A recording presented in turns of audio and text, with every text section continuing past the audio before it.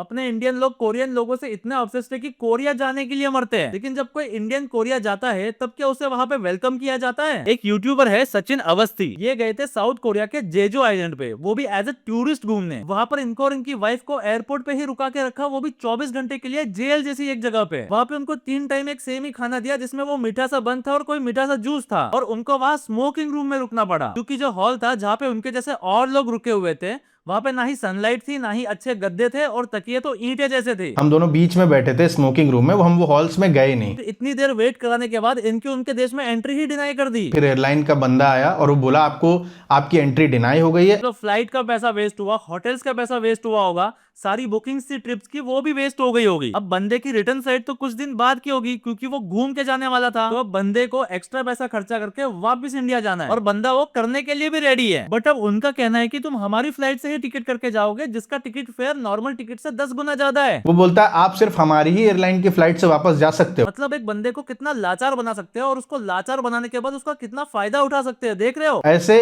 हमें चारा बना के बेसिकली एक एयरलाइन कंपनी के सामने फेंक दिया उन लोगों ने। ये औकात है वहां पे इंडियन लोगों की, लेकिन बंदे को वापस जाना था। वो बोला मैं तुम्हारे फ्लाइट से जाने के लिए तैयार हूँ, मुझे बता दो कितने रुपए लगेंगे। तो उन्होंने बोला कि सिर्फ 2 टिकट्स अवेलेबल है, वो भी बिजनेस क्लास की। जब मैंने जुनेयाओ एयरलाइंस की बिजनेस क्लास की टिकट देखी, तब पता चला एक टिकट 1.5 लाख की है। मतलब बंदा 3 लाख की टिकट करके वापस जाए, क्योंकि ये लोग परेशान कर रहे हैं। अब ये बंदा 3 लाख की टिकट कराने के लिए तैयार था, तो ये लोग उसको बोलते हैं कि भाई तुम कल की फ्लाइट टिकट करा के जाओ, क्योंकि तुम लोग बिजनेस क्लास की टिकट नहीं करा सकते। आप बिजनेस क्लास दो, मैं जाता हूँ।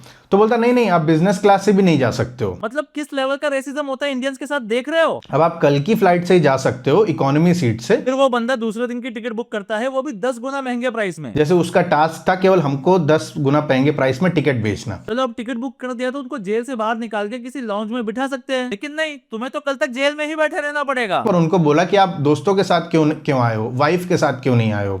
रिजेक्टेड। कोई वाइफ के साथ आया था तो उसको बोला अपने बच्चे के साथ क्यों नहीं आए हो, उसको भी रिजेक्ट। हाँ हाँ, अपना पूरा खानदान लेके आ जाइए ऐसी बेइज्जती कराने, आपका देश तो बहुत स्वागत कर रहा है हमारा, जो बच्चे बूढ़े सब लेके आ जाए हम। तो उससे गाली गलौज कर रहे हैं वो लोग। मैसेज था कि I hope you die in that cell, you will have your last breath in Korea. भाई अगर ऐसा कोई इंडियन टूरिस्ट से बात करे ना, वो अपनी नौकरी से हाथ धो बैठेगा, लेकिन वहाँ की कंपनीज और पुलिस दोनों कुछ नहीं करती है। मेरी लाइफ के सबसे वर्स्ट 24 घंटे थे। भाई जिंदगी में कभी साउथ कोरिया नहीं जाऊंगा, नॉर्थ कोरिया में जाके इनके हाथों से सीधा मर जाऊंगा, लेकिन साउथ कोरिया जाके जलील नहीं होऊंगा। और ये जितने इंडियन लोग कोरिया से ऑब्सेस्ड है ना, देख लो ये है तुम्हारी औकात वहां पे।